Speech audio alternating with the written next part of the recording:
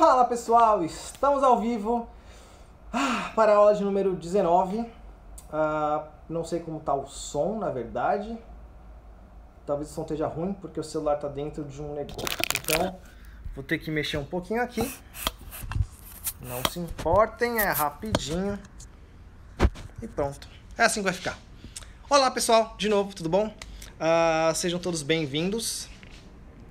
Estamos aqui então para a aula de número 19, hoje para falar sobre ansiedade. Se você está assistindo isso daqui agora e não sabe do que se trata, isso daqui é um programa de 21 dias de aulas sobre desenvolvimento pessoal, num programa que eu estou chamando de Desenvolvimento Pessoal a Jato. Se você quiser saber mais, quiser fazer parte do grupo, clica aqui no nosso perfil, vai lá no link no perfil, tem o nosso link e lá você tem acesso ao grupo do WhatsApp de Desenvolvimento Pessoal a Jato. Oi Cris, oi Sandra, Suzete, oi Vivi, tudo bem com vocês? Então também, se você estiver vendo isso aqui depois no YouTube, então aqui embaixo vai estar a descrição do vídeo e nessa descrição vai ter o link para você clicar e fazer parte do grupo do WhatsApp ou ver nossos cursos, treinamento, nosso site. Fica à vontade e sejam todos muito bem-vindos. Vou dar aqui mais um minutinho só para o pessoal chegar, para o pessoal entrar. Sejam bem-vindos, você que está chegando. Olá para todo mundo, boa noite, boa noite, boa noite. Estamos então na reta final, na aula de número 19, é a nossa antepenúltima aula, estamos chegando ao final e hoje eu resolvi falar com vocês exatamente sobre ansiedade, tá bom? Então, um segundinho. Prontinho, tudo certo agora. Então, estamos aqui para falar sobre ansiedade e sobre como lidar com isso, que é uma coisa que é tão recorrente que tanta gente sofre, tanta gente procura e pergunta a respeito. Eu resolvi trazer para vocês métodos de lidar com a ansiedade, tá bom? Mas primeiro, então, começando para vocês entenderem do que a gente está falando, o que é ansiedade? Vocês têm ideia do que é ansiedade? Você já parou para pensar o que é ansiedade? Para começar, eu gosto de trazer um momentinho cultural para falar que, bom, nosso corpo, nosso querido corpo tem química suficiente para gerar aproximadamente 1 milhão de sensações diferentes. A gente está falando de quase 1 milhão de coisas diferentes que a gente sente, de emoções, sensações, e a gente acaba dando alguns nomes para isso, e a gente acaba dando, sei lá, 20 nomes diferentes para as coisas. A gente chama de amor, de paixão, de medo, enfim, a gente dá alguns nomes, e isso é completamente ruim para a gente, porque a gente acaba nominalizando as coisas, generalizando, e no fim das contas a gente não sabe do que se está falando direito. Se eu falo que sinto ansiedade, você pode ter certeza que não é a mesma ansiedade que você sente, ou a probabilidade disso é muito pequena, mas a gente vai aprendendo culturalmente com as pessoas, com o que acontece no mundo, com o que a gente vê na televisão, com o que a gente ouve, o que é a tal da ansiedade, ou o que é a saudade, o que é o medo, o que é um terror, o que é o amor. Então a gente aprende essas coisas por observação. A gente ouve uma pessoa falando dentro de determinado contexto, a gente cria a expectativa do que é aquilo e a gente acaba sentindo aquilo lá, achando que a gente sabe exatamente do que está falando, mas na verdade não sabe, a gente pressupõe que saiba. Por isso que quando alguém chega para mim falando eu sinto ansiedade, eu não posso pressupor que eu sei exatamente do que essa pessoa está falando. Eu posso entender que culturalmente ela vem de determinado contexto e provavelmente ela está falando de um certo sentimento dentro dela que acontece, que é um mal-estar, mas eu não sei mais do que isso. Por isso que eu sempre quero saber o que é a sua ansiedade, como que a sua ansiedade se manifesta. E assim, a gente não tem como saber exatamente, não existe uma regra para falar isso é ansiedade, isso não é ansiedade, até porque a ansiedade é a nominalização mais genérica que a gente tem. Qualquer coisa você pode chamar de ansiedade, você pode estar completamente apaixonado e falar que isso é uma ansiedade boa. Seja bem-vindo, Guru, também, que está aqui. A ansiedade pode ser um sentimento que é bom, pode ser um sentimento que é ruim, mas no final das contas a gente dá um mesmo nome, e se a gente for tentar detalhar isso vai ficar muito difícil. Então esquece o nome ansiedade e pensa em como você se sente quando você se sente dessa forma. Aonde você sente essa ansiedade? Como você sente essa ansiedade? Como que você sabe que tem essa tal dessa ansiedade, que você está dando esse nome, esse sentimento ruim. Como é que você sente ele? Mas, genericamente falando, a gente entende que a ansiedade, ela vem de dois lugares diferentes, tá? Esse sentimento de ansiedade que muita gente chama, tá? Essa coisa genérica, ele acaba tendo dois gatilhos diferentes, ele vem de dois lugares diferentes. Um dos lugares, né, uma das formas de se sentir essa ansiedade, geralmente está relacionado com você querer colocar mais coisas do que cabe em determinado local ou contexto. Ou seja, imagina que você tem uma lista de tarefas e que você sabe que você vai levar 10 horas para fazer essas tarefas, mas você tem só 2 horas para fazer isso. Quando você olha para essa lista de tarefa e você sabe que só tem 2 horas para fazer, você começa a sentir uma certa ansiedade. Você começa a sentir uma certa impotência, alguma coisa relacionada com não tem como isso dar certo, isso não tem como acontecer, isso é impossível de fazer e eu tenho que fazer isso acontecer, e aí como é que você vai fazer então para isso acontecer? E essa sensação, essa briga interna gera isso que a gente chama de ansiedade, ou, né, em algumas pessoas vai gerar um tipo de sensação, em outras outro. Tem gente que pode olhar para isso e encarar como um desafio e querer levar isso adiante, e tem gente que pode olhar para isso e encarar isso como uma derrota, sabendo que não vai acontecer e já colocando na cabeça que não vai dar certo. Mas, de forma geral, quando a gente fala de mais coisa do que cabe, principalmente quando a gente fala de agenda, de tempo, então a gente já relaciona isso com a sensação de ansiedade. A pessoa fica ansiosa com aquilo, tá bom? E isso também tem muito a ver com o segundo ponto principal, que é o responsável por gerar isso que a gente chama de ansiedade. Esse ponto tem a ver com conflito de crenças, tá bom? Lembra que eu falei de crença em algum dos vídeos, agora eu não lembro nem qual vídeo que foi, mas eu falei de crença em algum dos vídeos. E quero, então, retomar. A crença é uma coisa que você acredita, mas é uma coisa que você acredita de verdade, que você acredita lá no fundo, que você acredita meio que mais do que tudo, aquilo tem que ser uma verdade para você. Só que, às vezes, as crenças são conflitantes, e quando existe um conflito de crença, é como se acontecesse um curto-circuito na nossa cabeça. E esse curto-circuito é o que a gente chama também de ansiedade. Ele dá um mal-estar, ele dá uma coisa ruim. E isso, muitas vezes, é chamado também de ansiedade. Um bom exemplo de conflito de crenças é uma história que eu costumo contar para as pessoas de um caso que eu já atendi, de uma mulher que estava casada há muitos anos com um marido que casou simplesmente porque resolveu casar, porque a sociedade impunha isso. Era uma mulher que morava no interior, bem no interior do interior, assim, e dentro daquele contexto social dela, o casamento era uma coisa obrigatória, você não podia namorar com a pessoa sem casar com a pessoa. Então, ela teve que começar a namorar rápido e já casar rápido, mas ela nem gostava do cara, ela não se sentia atraída pelo cara. E esse casamento rendeu para ela uma coisa ruim, porque ela estava com uma pessoa que ela não queria estar. Mas ela casou, e ela manteve esse casamento por 10 anos, sendo que 9 anos, né? Quando eu falei com ela, já fazia 10 anos de casada, durante 9 anos ela não encostava no cara, ela fazia de tudo para não encostar, para aquele cara não ter desejo por ela, para ela não ter que lidar com aquela sensação de falar com esse cara, de encostar nesse cara.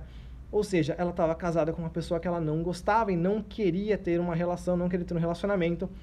E isso nela gerava uma coisa muito ruim. Aí você fala, tá, e por que ela não separa? Aí que está o conflito. É daí que vem o grande problema dela. Porque se ela tivesse resolvido, eu não gosto dessa pessoa e ponto, ela separaria. Porém, ela casou. E muito religiosa que ela casou na igreja, fazendo votos de estar junto com a pessoa até o fim da vida. E como ela prometeu isso na igreja, e era muito religiosa, e tinha todo o alimento familiar em cima disso, social, de como ela seria julgada com relação a isso se ela terminasse esse relacionamento, então ela não podia se separar. Ou seja, um lado dela queria que ela se separasse, precisava livrar ela daquela sensação, daquele dia a dia, daquela coisa ruim que ela estava passando, enquanto outro lado dela tinha que manter aquela crença dela, tinha que manter aquele voto que ela fez de que só vai se separar quando morrer. Então, por um lado, ela tinha que estar junto, né? Quer dizer, por um lado ela queria separar, por outro ela não podia separar. E isso gera um conflito interno, isso gera um curto-circuito, um conflito violento dentro da cabeça da pessoa. A gente mesmo passa por isso várias vezes no dia, por diversos motivos diferentes. Muitas vezes a gente tem um conflito leve e um lado acaba ganhando, a gente está sempre ponderando situações, essa nossa parte analítica, né, que está pegando informações que a gente captura e está trabalhando. E quando a nossa parte analítica faz isso, ela tem o poder de decidir coisas. Agora, quando são duas crenças que são muito arraigadas, são muito profundas, essas crenças acabam tendo dificuldade de serem superadas. A gente não sabe o que fazer com elas. E aí existe esse conflito. Quando existe esse conflito, nossa cabeça entra em parafuso. E isso começa a gerar problemas. Isso gera como se fosse uma dor emocional na gente. Uma dor interna. E o corpo não sabe como lidar com isso. Esse corpo começa a ficar maluco, tentando buscar alguma coisa, gera sensações químicas que servem para falar para a gente que tem alguma coisa errada acontecendo, e muitas vezes a gente nem sabe o que é que está acontecendo, mas sabe que tem alguma coisa errada. Está errado, está acontecendo, mas o corpo não sabe como lidar. Inclusive daí que se teoriza aqui, de muitos lugares, que se teoriza que venham as doenças psicossomáticas, as doenças autoimunes, né? Porque o corpo tem algum problema, e ele acaba indo buscar algum motivo para aquele problema. E ele vai procurando, até que em determinado momento ele encontra alguma coisa que ele pode atacar, alguma coisa que ele pode criticar, que ele pode bater. E quando ele encontra alguma coisa e começa a bater, começa a atacar essa coisa, isso vai gerar uma doença, vai gerar, não sei, doenças de pele, isso pode gerar enxaquecas, isso pode gerar, sei lá, tantas doenças autoimunes, tanto doenças internas como tumores são relacionados com esse tipo de situação, tá? Claro que isso é um campo de estudo que teoriza esse tipo de coisa. Mas uma coisa que já é quase cientificamente comprovada, quase cientificamente não existe, né? Mas é uma coisa que existe muito estudo em cima, é sobre a influência psicológica em cima da enxaqueca. Porque muitas mulheres, a gente fala de mulheres porque... me perguntaram aqui, olá, o tema dessa live é ansiedade, estou falando de ansiedade, tá legal?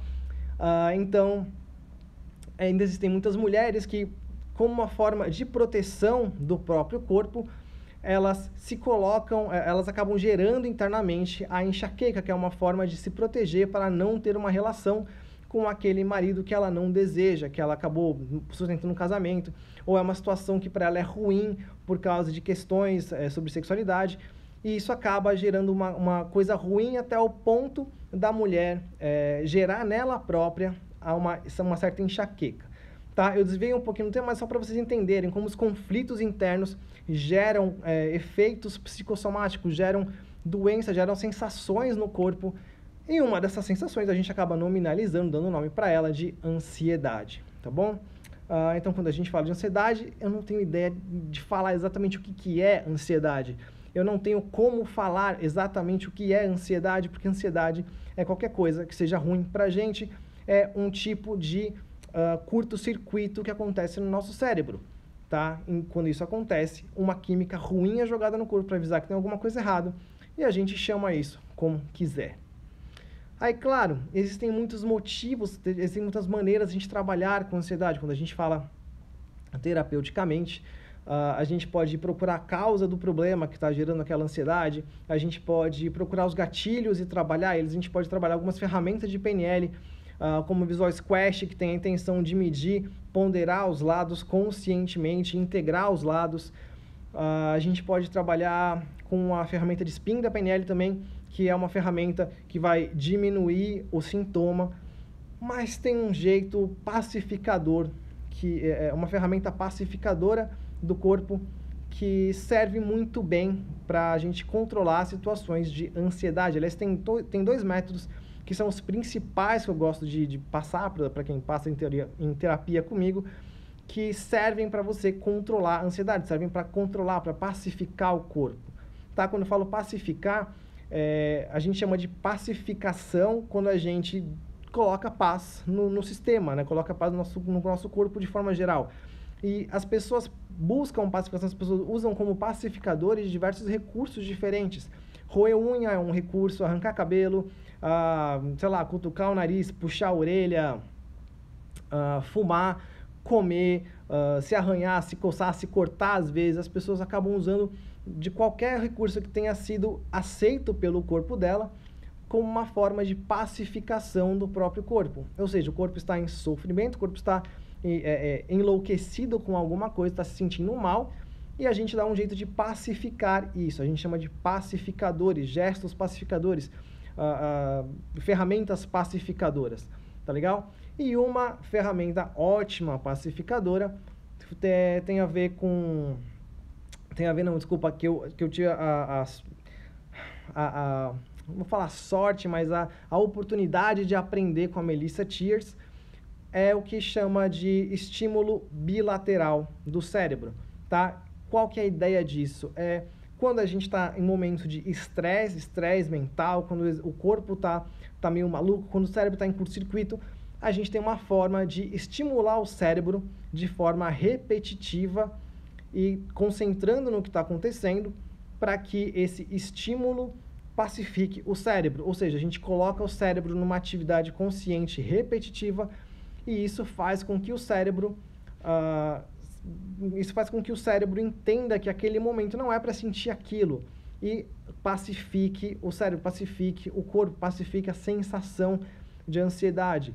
Com o tempo, se você aplicar, sempre que sentir o gatilho, se você aplicar esse tipo de ferramenta, você vai perceber que o seu corpo começa a aprender que aquele gatilho não é mais, ele não tem mais a força que ele tinha antes para disparar situações de ansiedade. Claro que é sempre legal você passar por uma terapia mais aprofundada, porque isso pode te ajudar a resolver por completo, né? Resolver sistematicamente, ou melhor, sistemicamente, né? Tudo que envolve essa sensação, porque pode ter mais coisa, pode ter uma sensação por trás, e às vezes você aprende a pacificar o corpo assim, mas essa ansiedade pode brotar, né? Vamos dizer assim, brotar, se manifestar de outras maneiras. Isso não é uma regra que vai acontecer, mas é uma preocupação. Então, se de repente você tem uma ansiedade muito forte, tem uma sensação muito forte e aprende a pacificar ela, é legal também você dar uma olhada, você perceber no seu corpo se isso não está se manifestando de outras maneiras, para você poder buscar uma ajuda, buscar terapia, fala com a gente e a gente pode ajudar a resolver esse tipo de situação, tá legal? E para fazer esse estímulo bilateral, vou pedir para a produção uma garrafa. Muito obrigado, produção. Tenho aqui minha garrafinha do 8Ps. Muito bem, respirar profundo é um movimento pacificador que a gente está acostumado. Então, estou aqui com uma garrafinha. Eu gosto de garrafa porque foi assim que eu aprendi com a Melissa, usando uma garrafa. E então a técnica que ela ensinou tem a ver com você estimular os dois lados do cérebro, ou seja, usando os dois lados do seu corpo, porque cada hemisfério do cérebro é responsável pelo movimento de um lado do corpo. Então, é você estimular os dois lados do cérebro de forma repetitiva e prestando atenção no que está fazendo. E uma forma de fazer isso é você segurar uma garrafa e passar essa garrafa de uma mão para outra, abrindo e fechando os braços desta maneira. Passou para um lado, volta para o meio, troca de mão, passa para o outro lado, volta para o meio, troca de mão, vou afastar para aparecer inteiro, volta para o meio, troca de mão, para o outro lado, volta para o meio, troca de mão. E por mais bobo que seja esse movimento, quando você faz isso aqui de forma repetitiva, ritmada, e se você puder olhar para a garrafa, prestar atenção no que está acontecendo, você se concentra só no que está acontecendo, e isso faz com que aquela sensação de ansiedade, de curto-circuito do seu corpo, comece a se desfazer. Então, quanto mais você fizer isso, prestando atenção no que está fazendo, você vai perceber que o seu corpo começa a pacificar, a sua mente começa a pacificar, o cérebro começa a pacificar. Tá? Para quem não sabe quem é a Melissa Tiers, estão pedindo aqui para falar. Para quem não sabe quem é a Melissa Tiers é uma terapeuta, uma das melhores terapeutas do mundo, uma das mais reconhecidas dos Estados Unidos, que trabalha com hipnose, na verdade ela chama de terapias integrativas, de hipnose integrativa, e eu tive a oportunidade de fazer 2 cursos com ela. Um dos cursos que ela fala sobre reconectar os caminhos neurais através de técnicas integrativas. Essa é uma das técnicas que ela mostrou. Ou seja, passando uma garrafa de uma mão para outra de forma repetitiva, você está estimulando os dois lados do corpo. Estimula o lado direito, sendo que se preocupar em pegar alguma coisa, segurar, abre o braço, fecha o braço, troca de mão, e aí estimula o lado esquerdo, né, hemisfério direito do cérebro, que vai segurar alguma coisa, vai abrir, vai fechar e vai equilibrar essa garrafa, enfim. Tudo isso vai fazer com que você comece a sobrecarregar o seu corpo com uma informação pacificadora e aquietar o cérebro. Isso vai ensinar o cérebro, eventualmente, a não sentir mais aquela sensação ruim de ansiedade, a se controlar nesse momento, porque ele vai entender que naquela determinada situação não é para sentir aquilo, é para sentir paz, ok? E isso é uma forma de você refazer os caminhos neurais que levam a pessoa a sentir a descarga, a descarga química que gera a ansiedade. Essa é uma das formas, tá? Se você não tiver nada na mão, você pode fazer com a mão mesmo, só abrindo e fechando, batendo. Se você puder, cruza a mão, abre, cruza a mão, passa para a próxima, cruza a mão. E principalmente se você puder olhar para a mão que você está mexendo, isso é uma maneira também de você fazer sem usar uma garrafa. Existe inclusive um outro método que é mais simples, é mais fácil de fazer, que é você cruzar os braços e fazer a estimulação da borboleta que falam, que é você bater de forma alternada de um lado e do outro no ombro, né? Fazendo assim, repetidamente, é a mesma coisa, sendo que você tem que prestar atenção na sensação que você tem no tapa, você tem que prestar atenção na sua mão que toca o seu corpo e o seu corpo que está recebendo a sua mão. Vocês vão perceber que a importância disso aqui, na verdade, é de você se focar na sensação que você está tendo e não simplesmente no movimento. Não adianta você falar, meu Deus, eu estou ansioso. Não está passando. Exatamente porque você tem que escolher e comandar o corpo. Eu falei num vídeo atrás sobre o poder da autossugestão, o poder da intenção mental correta. Isso, no fim das contas, é um tipo de autossugestão. É um estímulo para o seu cérebro que vai te ajudar fisicamente, fisiologicamente, mas você tem que ter a intenção correta por trás. Ou seja, respira fundo e vamos lá. Pacifica, pacifica, pacifica, certo? Ou então pega a garrafa e passa. Agora, se você não quer parecer um maluco na rua, para ficar fazendo assim no meio da rua e todo mundo olhando para você e você lá, né, fritando, batendo palma, tem um outro jeito que é mais tranquilo de fazer. E esse jeito é uma das formas utilizadas pelo que é chamado de mindfulness, tá? O que é mindfulness? Falando rapidinho sobre mindfulness. Mindfulness é um tipo de meditação, tá? Que ele é focado no agora. Mindfulness é chamado também mindfulness atenção total, alguma coisa assim, né? Que a ideia do mindfulness é você dar atenção total e completa para o agora, para você prestar atenção no agora.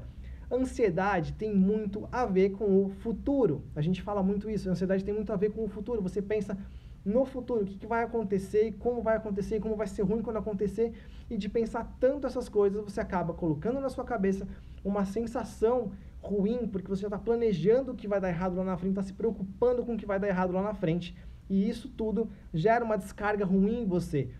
E aí, uma coisa que a gente faz para sair disso é você sair do futuro. Você está lá na frente, sai do futuro, volta, você não está no futuro. O futuro nem existe ainda. Então sai do futuro, volta para o presente. E no presente, se concentra no que está acontecendo. Duas maneiras de fazer isso.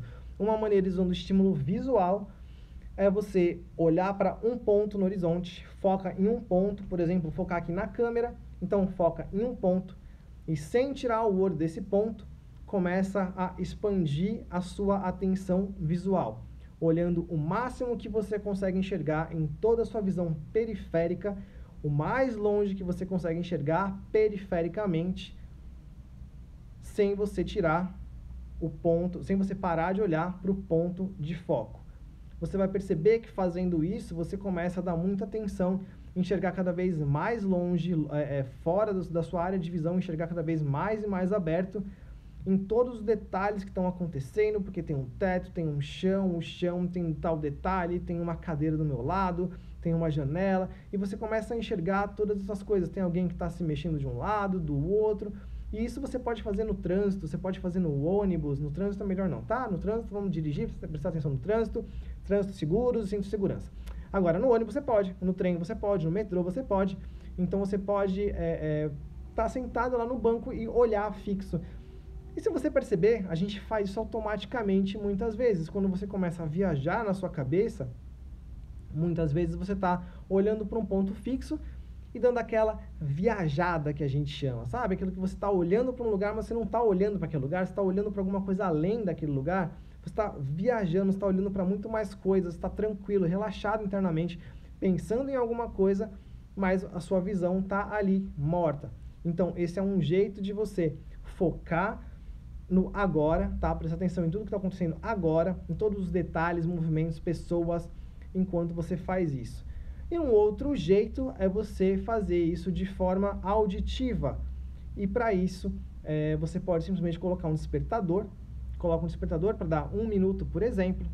E aí, durante 1 minuto, você vai fechar os olhos e se concentrar no máximo de sons que você consegue ouvir, no som mais distante, no som mais repetitivo. Faz isso, coloca 1 minuto no despertador. Aliás, eu vou colocar aqui 1 minuto para a gente fazer isso agora. Então, 1 minuto no despertador. E durante 1 minuto você vai fechar os olhos, se você puder, se você estiver dirigindo, se você estiver fazendo alguma coisa que não pode fechar os olhos agora, não feche. Mas se você puder, então, feche os olhos agora. Agora não, já, daqui rapidinho, quando eu falar. E aí, durante esse 1 minuto, eu quero que você preste atenção no máximo de sons, no som mais distante, no som repetitivo, no som que estiver preenchendo no ambiente, enfim. Preste atenção em tudo que você conseguir de sons, tá? Todos os sons, mas atenção completa aos sons. E vamos começar a fazer isso agora.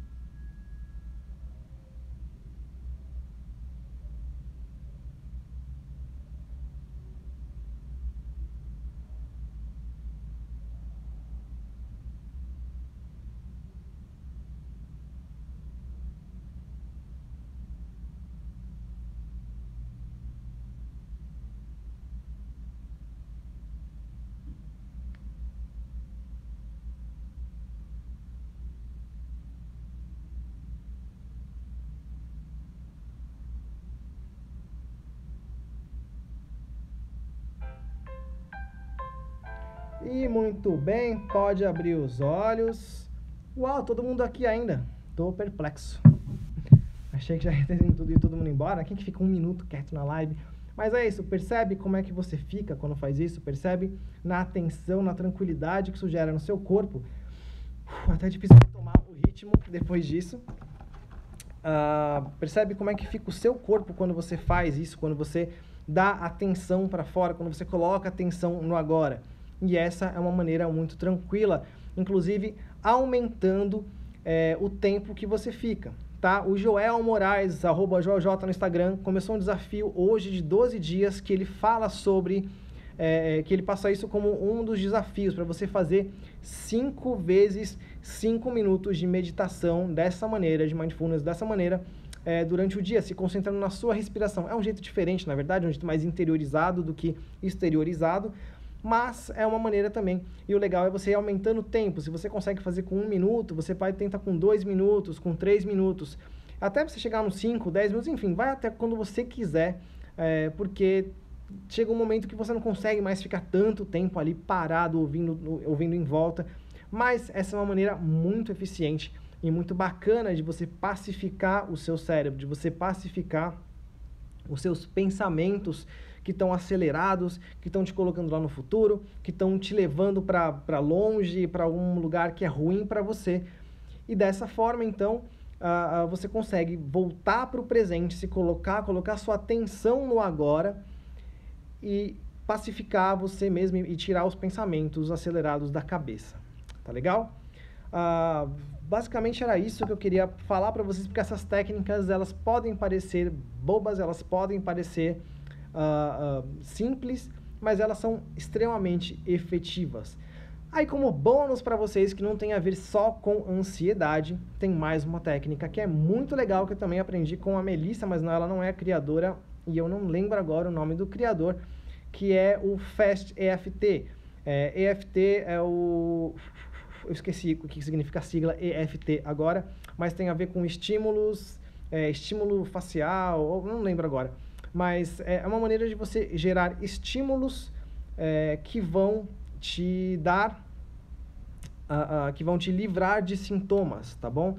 Então, se você estiver ansioso, ou se você estiver cansado, ou se você estiver com, sei lá, dor de cabeça, você pode experimentar isso para tudo que você quiser, tá bom?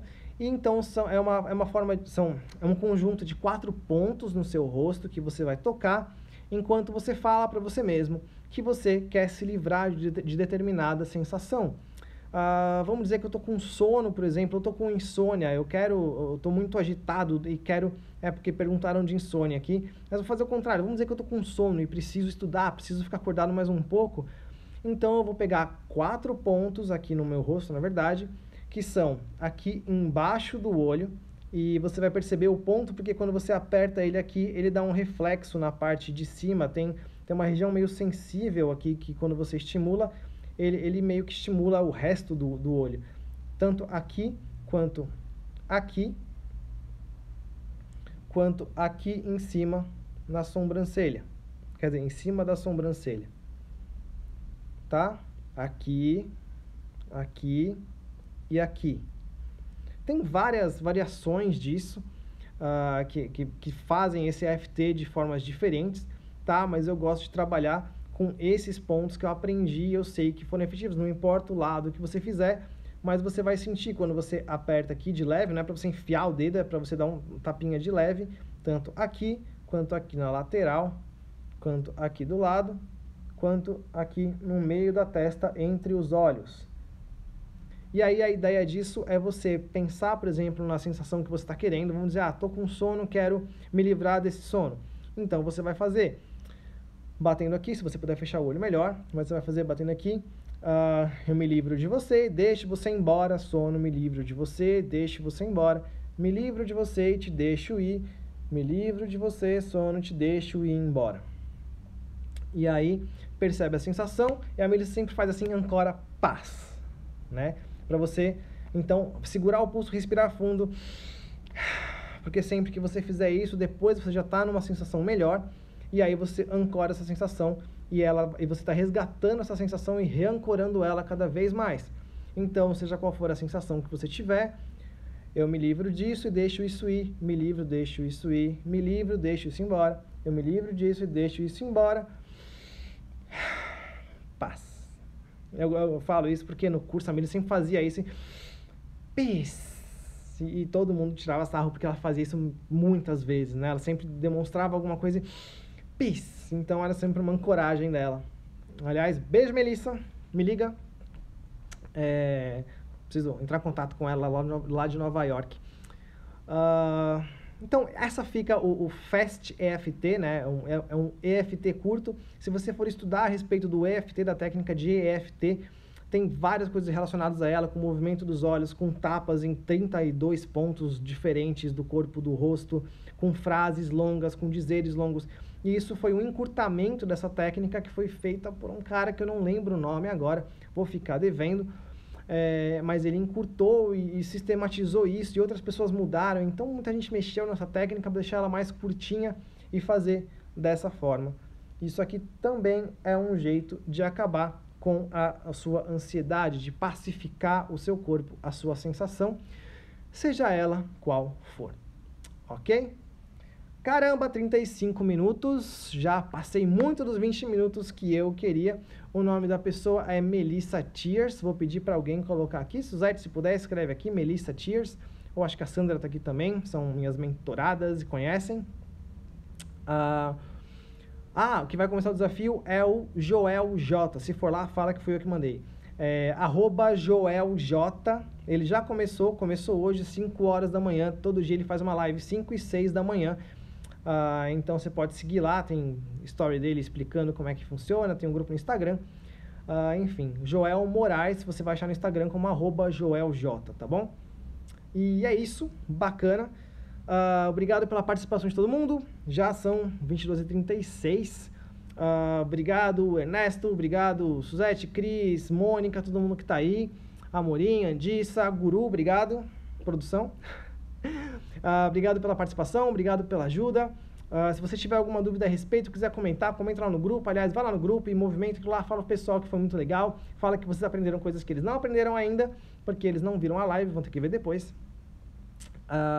E se você está vendo isso daqui depois, não esquece de ver aqui no nosso perfil o link, clica lá, participa do nosso grupo. Entra lá e lá eu posso tirar qualquer dúvida que você tiver, eu posso conversar com você, coloca o que você tiver de curiosidade, dúvida lá e a gente fala. E amanhã já estou aqui de volta às 10 da noite para a nossa penúltima aula. E amanhã vai ser um tema extremamente especial, não deixem de ver. E estamos acabando já. E aí, depois que acabar, o que a gente vai fazer, hein? Mais bacana, por enquanto, não vou ficar ansioso, vamos pensar no agora, no futuro, quer dizer, no momento presente, não no futuro. Então, vou me despedindo de vocês, muito obrigado para todo mundo, muito obrigado pela participação, muito carinho, beijos, abraços e amanhã, então, a gente se encontra aqui de novo. Até amanhã, beijos, beijos e tchau.